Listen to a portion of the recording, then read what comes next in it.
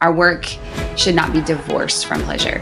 Well, in our modern time, we think about people who love their job, and what does it often do is the love of that job drives them away from their family. It drives separation. And sometimes it increases the affections for things that will actually destroy their family. Welcome to the Stay at Work Home. We are here to question the prevailing assumptions about the meaning of life, work, and the purpose of people. Instead of being torn apart by our vocations, we want to be pulled together. Come along with us as we change our picture of the good life and pursue the home as God intended, one that worships through work together. Hello, everybody. This is Keith. I'm Becky. And this is the Stay at Work Home podcast. And this is an introduction. We want to tell you a little bit about what we're doing and where we're going with this. So we're going to start out with some definitions of stuff like home and work, and stay. Why? And why. Why do we have to define it? Yeah. Well, I was just thinking. We don't have to talk about that yet. We can say just a pinch. Just a pinch, though. Part of the reason why is because it's hard to understand what we're trying to say. It's very hard to understand. And therefore, we've even tried a couple of times. We don't even understand. So we're trying to redefine some things, and it does come to a head in these terms and about why.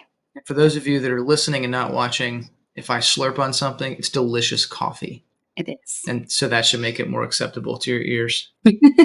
All right. So we are really looking at redefining a couple of things. We would say maybe returning proper definitions to those things.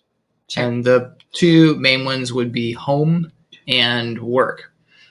I will throw out a little Greek first because that's how you should do everything. The word economy comes from the Greek word oikos, which is household. So if we say household economy in Koine Greek, it might say economy, or household, because that's how they understood economy to work, because the household was a productive unit.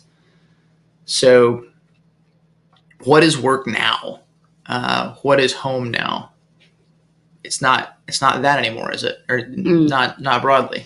No. It's changed. Yeah. Work is generally where most people spend the majority of their time, and it's usually different than home. It is disconnected, or when you had a traditional workplace, you spent lots of time there, and our life had to revolve around your wonky schedule. Now, we did do, even when I was doing that, when I came home, we still sought to have basically a productive household. Yeah. And productive doesn't mean you're running a factory in your house and you're just constantly cranking out bars of goat soap or tea bags or coffee or whatever, although you could do those things.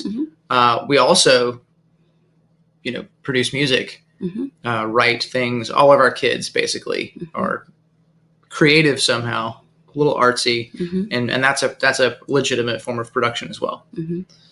Yeah. So work, I think, is not, I think what we've always thought it was, what are you going to do when you grow up? Like when somebody asks you that question, they don't mean anything other than what is this very narrow, specific thing that you're going to do for somebody else? Right. What work are you going to do for somebody else, or for the sake of gaining wealth? Like that really is the intent. And what do you do at home? Stability. What is quality time at home, according to most people? These days, I really have a hard time conceptualizing what people are doing when they're at home, other than what I see maybe when we're even in group gatherings at homes, which is be on their phones, show each other YouTube videos, or whoa, you're cutting close. I do like a little YouTube wars. A YouTube.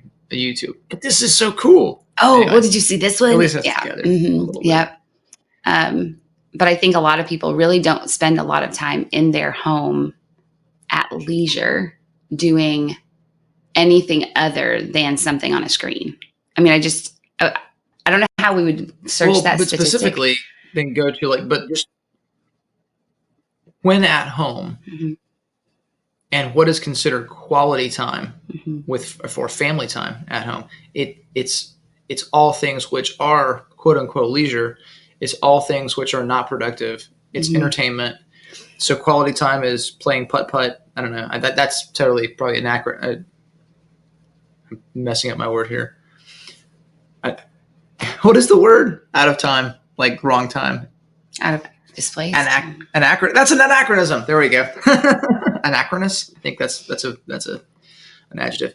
Okay, so maybe not putt-putt, right? But I've heard people describe playing video games with their kids as quality time. And I tried not to scrunch up my face when they said it and just not react. But yeah, playing video games, watching television. Right. I don't know. That's what else do they do? I don't know. And I hate saying they because we do watch something together last night. You know, we do. It's rarish, but play video games per se, unless you call Duolingo video game, and we do play Duolingo. Use Duolingo. Kids do. I do actually. You do? Got back on because they're all wanting me to, and so I limited myself to the one little lesson. But still, and those things are not in and of themselves bad, but it's just that because we're having a hard time even coming up with other things people do together at home. I think some families do cook together that might be that would be, and that's productive, right? So why in the world though, why do we need it to be something productive? Why can't quality time be just playing? Why can't quality time just be playtime? I think I think it leaves us a little emptier when we are just playing. We haven't built something that lasts beyond the moment, other than a memory. But so many of the things that we do now, most of it on a screen, the purpose of it is for you not to remember. It's intended to make you continually need more and more and more. And you don't, the memory is meaninless, right? It gets you to the next thing. If you're getting, I don't know video games well enough other than way back in the day with Mario, but you basically just had to know how to do that one thing to get to the next thing. And then you could just move on. It's forward momentum. Yeah. The next thing. It's driving. It's a force. And so I think a lot of the things that we tend to think of as things we do at home for fun are just short-lived. So this brings us to what is the purpose of the home then? And what is the purpose of people? What is the ppurpose of us? And just to work to crank out machines like the communists want us to do. Am I allowed to say the word communist in the internets? It's not really in vogue anymore. Okay. But it's not simply to crank out produce. It's not simply to be a productive unit in a factory. But at the same time, our primordial calling is to work. And the family is to be this God-ordained structure, group of workers, not of players. Know that? Well, because it's in the Bible. So Genesis 2:15, God took the man and put him in the garden to work it and keep it. And then when he created the woman, he said, help him. Because he's going to need help. So there wasn't a really tight, he going to need help. There wasn't a really tight, gender role distinction there other than help him. Plug in where you fit and get at it. And what we see today in the disintegration of the family, and to some great extent, I think the disintegration of the church, is that when we are living for something else, when we are living for the weekend, vacation, retirement, the family and the church become a bit irrelevant. When the family is pulled apart by work instead of pulled together by work, those things become irrelevant as well. So the kid who is in the 5th grade and the kid who is in the 12th grade and the guy who works at company X could be anybody. They are plug and play to those places. And their origins, their family, their last name, their beliefs are basically irrelevant to those situations. In fact, if those beliefs and those family connections or whatever are made known in those situations, they might be a liability. It doesn't matter who your family is. So it's very individualizing. And so this cultural liturgy of working to get the maximum amount of money for the least amount of time spent working, to then have the quality time of going and playing, actually leaves the family rather replaceable. Because at that point, the pre-K program, the before school program, the after school program can suffice for, and the school program can suffice for raising children. And then during that little bit of time the rest of the day in which the child or the adult watch television, play on their phone, and sleep, the family is not very important to that either. So what we have here, I think, is a situation where a cultural liturgy, something we've kind of walked through, stuff we've done, not stuff that we've been told, has educated us on what the good life is. It's a life of not working. It's a life, aboard a cruise ship where you're served all the time. And, essentially. And that's come back to kind of teach us what things are important, when things are not important. Because if that's the goal, all you need to do is become a very good factory worker to then be served in this other realm. And it's very different from a more holistic person who has a holistic set of relationships and a holistic set of mediating structures. Who's a human who thinks and feels and hopes and loves. Yeah. A free human. A free human. Mm-hmm. So on defining that, it really makes us have to think about what is it that makes, like, what are we aiming at? If we're working, we're working for something. And we would say pleasure is kind of this thing that has been the pinnacle, the pleasurable experience. So you fill in the gap of what you think it is. And the cruise ship is a lot of people, like, that's their aim. They're going to work for all these years, then they can cruise as much as they want. We've met some of those on a cruise, actually. And so what is it? Guilty. We've been on a cruise. It was disturbing. I know. We could do a whole episode about that, actually. There were wonderful things about a cruise. So, there were. I just wish there was a cruise on which you could, like, shovel coal for 2 or 3 hours a day. I'd be okay folding napkins. Folding napkins. I want to shovel coal, but they don't use coal anymore. Anyway, I don't know what I would do. There's clean the deck. It was swap the deck. It was uncomfortable for us, disconcerting for us to be persistently served and have nothing demanded of us at offering all. Nothing, giving nothing. All we could do was offer our relationships to the staff, which is what we did. Doing. We ended up just talking to them and asking them their stories, and they're from all kinds of places where they don't make as much money, and that's why they're there. Right. But they have lives, and they're worth talking to, and so that was interesting. So anyway, like that kind of is like a track of what is pleasure and what are we working for, and I think kind of thinking about, do we have to wait for it? Do we have to wait for what because if we wait for it, we have to, or the reason we're waiting for it is because we've got to gather up enough money to afford it, and then we've got to go buy it from somebody else because it's coming from an industry. It's coming from a pleasure industry. So one of your favorite people in the world here, and says something about this. And I've got this book, and there's you can see the title of it, "What Are People For?" by Wendell Berry. It's a set of essays, and some of them don't quite fit together exactly, but there's a particular chapter called "Economy and Pleasure."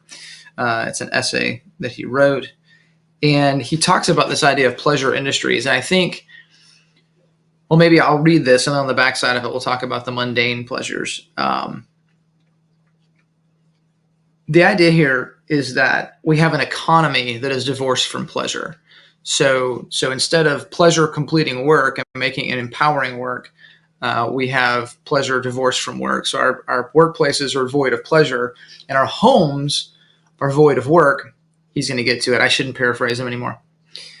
It may be argued that our whole society is more devoted to pleasure than any whole society ever was in the past, that we support, in fact, a great variety of pleasure industries, and that these are thriving as never before. But that would seem only to prove my point, that there can be pleasure industries at all, exploiting our apparently limitless inability to be pleased, can only mean that our economy is divorced from pleasure and that our pleasure is gone from our workplaces and our dwelling places. Our workplaces are more and more exclusively given over to production and our dwelling places to consumption. And this accounts for the accelerating division of our country into defeated landscapes and victorious but threatened landscapes. More and more we take for granted that work must be destitute of pleasure. More and more we assume that if we want to be pleased, We must wait until evening or the weekend or vacation or retirement. More and more our farms and forests resemble our factories and offices, which in turn more and more resemble prisons. Why else would anyone be so eager to escape them? We recognize defeated landscapes by the absence of pleasure from them. We are defeated at work because our work gives us no pleasure. We are defeated at home because we have no pleasant work there. We turn to the pleasure industries for relief from our defeat and are again defeated, for the pleasure industries can thrive and grow only upon our dissatisfaction with them. Skipping a little bit, and in the right sort of economy, our pleasure would not be merely an addition or byproduct or reward. It would be both an empowerment of our work and its indispensable measure. So we've really, it's not like people didn't have fun before there were pleasure industries, before there were cruises, theme parks, video games. Or conveniences that made your work at home easy, like washing machines. Or before work became quote unquote easy. People had fun then. They had fun together. They had pleasure in their lives, but they were pleasure in mundane things. And something that stuck out to us over the years is how fun camping is. And what do you do when you're camping? Well, I don't know. Maybe there's a kind of camping that we don't know about, but generally, when we actually are camping and we've got a tent and maybe a Coleman stove, or maybe just a wood fire that we're gonna have to cook on and so forth. Camping is just a whole lot of work. But what's happened is we've cut out a significant amount of time in which we are devoted to simply doing these little mundane things together, like cooking and washing dishes and, setting up and tearing down tents, shaking out sleeping bags. That coffee that you work so hard for when you're camping is so good. So good. Who knew percolator could be right? So gourmet, right? Mm-hmm. Yeah. Why is that? Well, we've returned pleasure to the mundane aspects of work. So what we want to do, what we are seeking to do, and we're not good at this. We are trying to learn how to return pleasures to the mundane aspects of everyday life and have more of those. So there's going to be a lot of hard choices, things you're not going to do so that you can do this. And we're going to ask a lot of other people that are doing it. We're also seeking to, you don't have to quit your day job to do this. You can do this around your day job. And maybe you love your day job and there's not really a way for you to get away from it. But you can still order the rest of your life around these principles, which I think are pretty evergreen. Yeah. And I think one of the things is, we're saying that your work should be pleasurable. That's kind of what Wendell Berry's kind of adding to here is he's saying that our work should not be divorced from pleasure. Well, in our modern time, we think about people who love their job, and what does it often do is the love of that job drives them away from their family. It drives separation. And sometimes it increases the affections for things that will actually destroy their family in the process, whether it's coworker relationships or if it's being gone all the time and traveling, or is it whatever is attached to the job. How many affairs are with coworkers? Yeah. Or people that they've met while traveling with work or whatever. This is a very common, and how many kids don't know, haven't seen their dad come to one of their events at school or even see just the little seen their things. Dad work. Or seen what their dad actually can do. I do love hearing working about with their dad and actually learning something. Oh man, I have somebody in mind I would love to have on our podcast sometime. But I can think of a guy who homeschooled his children, and when he would go and speak at conferences and stuff, by the time they're 7 or 8 years old, he'd have them tag along when they were able, each of them get a turn. And they may not love to sit in the front row of their dad's presentations all the time, but they did love getting to see their dad in action, get to see what their dad does, to see that what he was working on, it was what he would always be talking about anyway. But I do think so part of the problem you maybe with that work needs to be pleasurable is that then we have to think about what is our work. We are made to work in family too. We are, yes. Yeah. And that is, and we do, whether you're pursuing it or not, you are going to work with your family. Somebody's got to get the laundry done. Somebody's got to get the kids to where they need to go. Somebody's going to get the groceries. And the craziest people in the world, I say crazy, least happy, most off their rocker are people that literally don't have to. They don't have to do anything. And they've chosen not to. Right. Like right. really, really rich people, Mm-hmm. really, really poor people who basically have given everything over to the government. Mm-hmm. Neither of those people are healthy psychologically, emotionally. Right. It's like we work in order to continue healthfully working joyfully. Yeah. And so thinking about, even if you must maintain a regular job, like a regular go to work each day kind of job, what are the things that you can do to draw your family into that environment, or to connect yourself with your closest relationships healthfully, help them to understand what you do, and then do things together that are that build that relationship when you are home. And maybe if you're an entrepreneur, like you can build those businesses in which that is encouraged among your employees. Like, how many people out there are working on Sunday and can't go to church because they're stuck with that's the jobs that are available to them, and there's always the poorest people that have those. How many jobs can you take your kid to work regularly and like let them help you do the work? It's not really acceptable on any kind of job that makes decent money unless you own the company, right? Or unless your buddy owns the company and they're actually encouraging that. But if we could inculcate this kind of principle into how we do entrepreneurship, how we run businesses, then that would change a lot. Because that's I think a lot of people right now in the internet world that are talking about building your own businesses. We've listened to a lot of this lately, and there's a great desire for them. They do want more time with their families. They do want to be at home. They want to be investing into their families more, probably in the ways we would encourage. But they also, one of the ways I keep continually hear is that once you get to a certain point of scaling, then you hand off a lot of your minute tasks, your mundane tasks, to somebody else to handle. So you're providing work for somebody. But are we all thinking that when we do that, do we expect... Now we've achieved the good life. Right. Has that... Because we don't do the things anymore. Right. And that's not necessarily... Are we expecting of our employees now the things we're not willing or we don't think are good for us to do? So rather, can we reframe how we do things in a way that encourages not just our families, but that encourages, that's what you're saying, encourages all families to grow in the same trajectory, in the same, pointed at the same place. So yeah, working together. And I think homeschooling is a little thing we'll talk about a good bit, especially whenever I'm around, because I like to talk about homeschooling. We didn't choose homeschooling because we were trying to run away from a school system, although I think I probably would by now. But we saw really good results from particularly this form of classical education. Okay, we can do classical conversation. We do.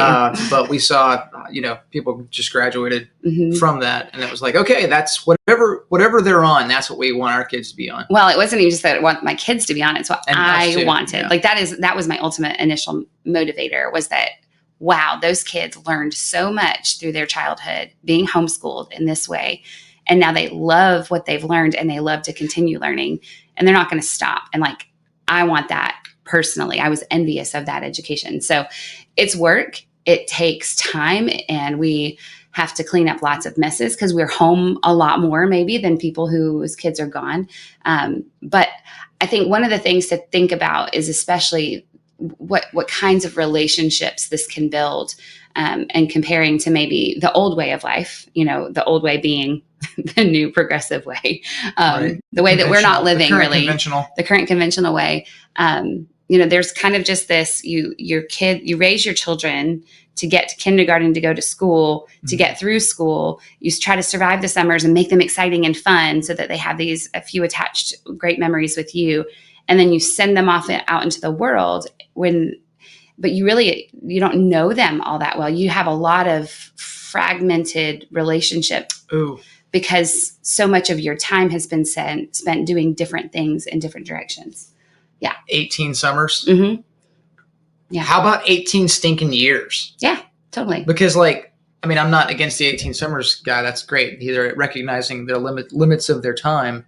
But how about we just knock that conventional, paradigm right off the boat where it needs to be. And something else I've been kind of thinking as you were talking is there's basically, I would say there's sort of three forms of work that have a lot to do with age.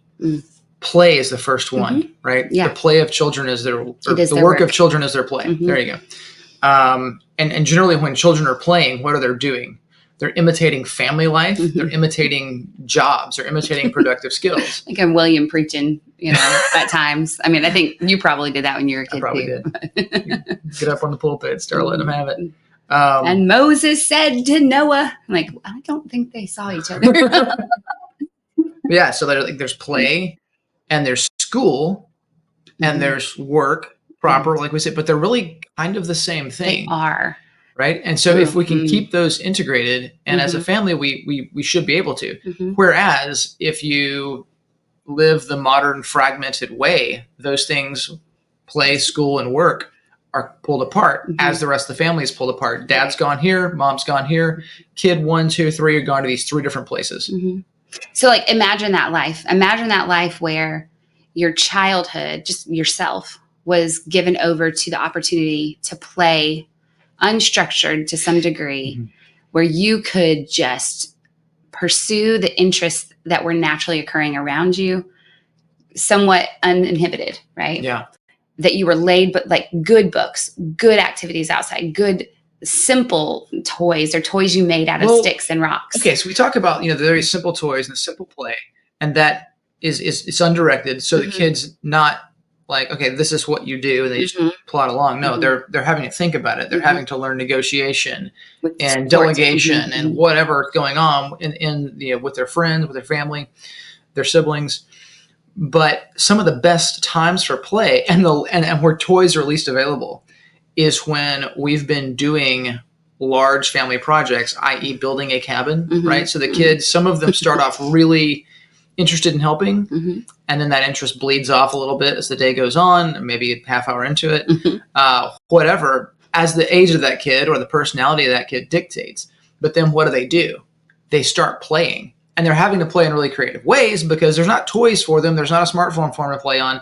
There's some wood, some tools, whatever branches and pine cones or whatever they happen to find where we're building that cabin. They're going to start playing. And those play times are going to be then intermingled with the work. And the older they get and the more skilled they get, they're going to be woven into the productive work of the family. And they will get more skilled as they do that. And so their self-worth isn't just, oh, you're such a good boy. It's, I just did this. And they can see tangibly the results of their work and their increasing level of competency. Competence builds confidence. You cannot build it separately. Otherwise, it's a farce. And so children that don't work kind of have a hole in their soul. Okay, maybe that's it's a little dramatic. It's a little dramatic, but I'll stand by it. What the heck? I'm dramatic. Well, it's in that play. That's one of our productive things is drama. That is true. That is true. Some more than others. We produce lots of drama. We do. I was that play actually produces that competence. So if you notice a child who's really good at climbing trees, how do they get good at climbing trees? Climbing trees. By climbing trees. By climbing trees without interference often. And I mean, and I guess they climb on the coffee table or the furniture. Right. And not saying. Tree. And it's interesting because like I've never been one. I'm like, hey, children, go climb trees. Oh, go climb all the things. But I also have, for various reasons, sometimes just overwhelmed and I'm not paying attention very well to the toddler while I'm nursing a baby or whatever, doing a reading lesson with an older kid. She hasn't nursed a baby in a long time. I haven't in a long time, and I won't anymore. Okay. Well, it's only been 4 years, I guess. 4 years. But anyway, she nursed that baby as long as she could. You derailed me. Okay. Competence. So, but one of the big things is letting children try and fail. And that is real, like that. I can do that somehow in the physical realm. I struggle more with that with academics or with, like, I want to help them. If something looks fun and easy and natural, or like I can understand it, I want to just over explain it to them. But I realize that the more we give them that space to wrestle, and that starts first with play. You let that baby play. You don't structure all of their play environment such that they don't have time to just explore with their eyes, with their hands, with their mouths.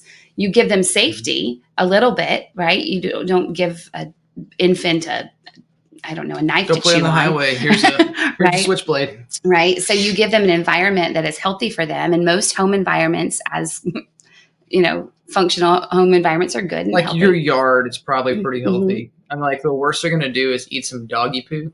True.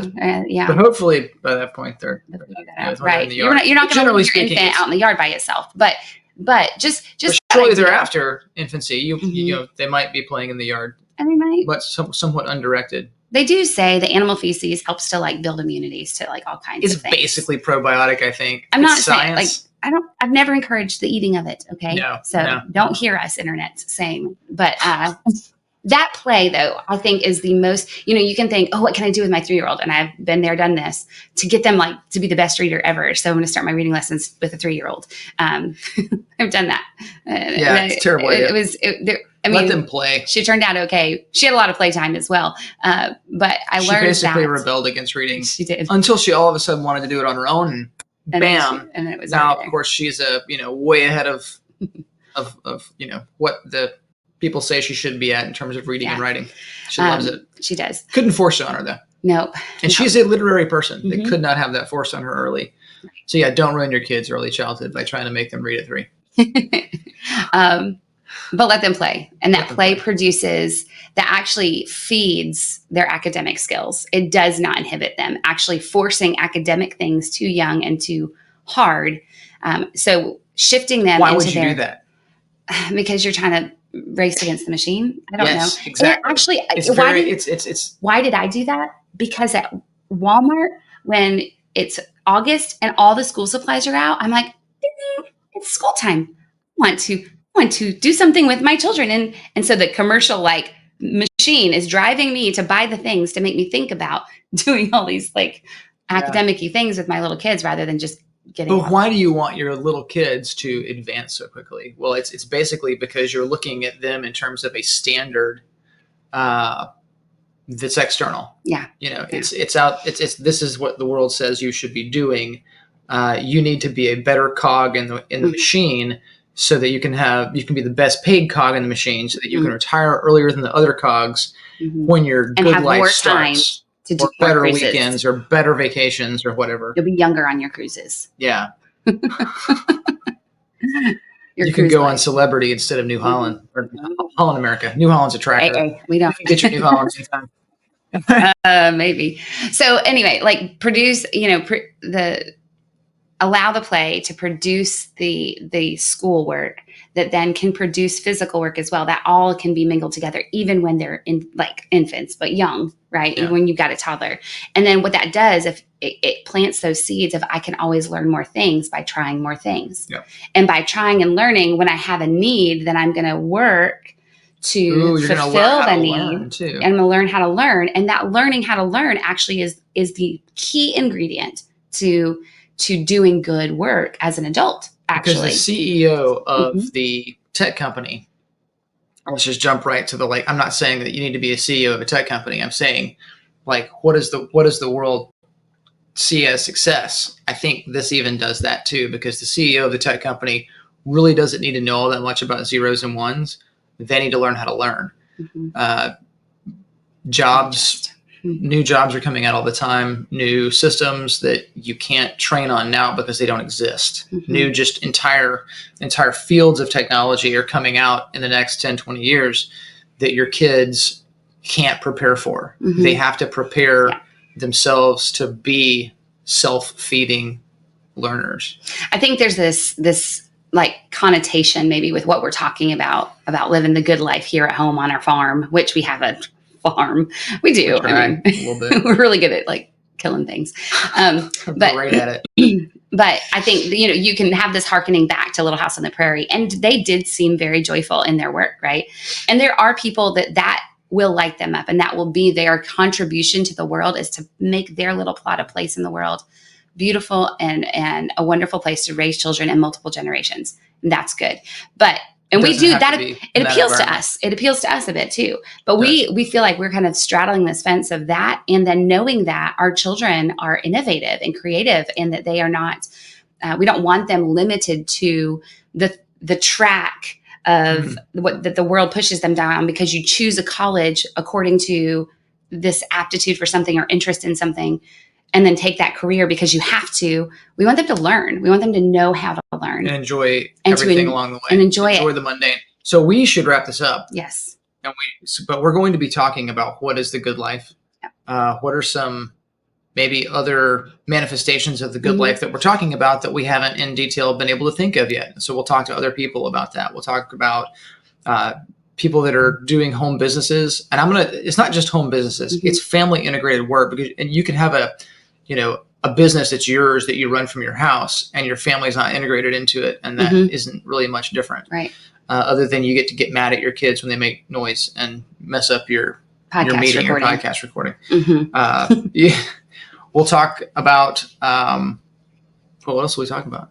Well, schooling. We'll talk about schooling, various child raising stuff. Ways to get started when this is a desire of yours, but you feel stuck in the machine. I think that's a really big thing that we can encourage. Sometimes you have to just try. And so we'll talk about how that could look and have people on that have done it, that have just made a decision. And how did they decide? Was it a slow start? Was it a fast start? To beginning to do this life in a way that feels like it's one lived with purpose, joy, and togetherness. Choosing to have joy now and not putting it off till a later date. And so if you are doing this, if you have a business that has your family integrated into it, and you want to showcase that and tell more people about it, definitely reach out. We'll have you on the podcast. It'll be sweet. Yeah. We'll put you in the show notes. Right. We'll say other cool podcasty things like that. It'll be awesome. Awesome. All right. All right. Thank you for tuning in. We'll see you next time. Cheers. If you've enjoyed what you've just heard, please subscribe and share. Also, check out our website and blog, stayatworkhome.com. This episode of the Stay at Work Home is brought to you by heartlandbunkies.com. Come check out our full line of small cabin kits that can be easily assembled by a few friends or family in just a weekend for extra space for meaningful connection, or extra income, or a home office, a homeschool room, or whatever.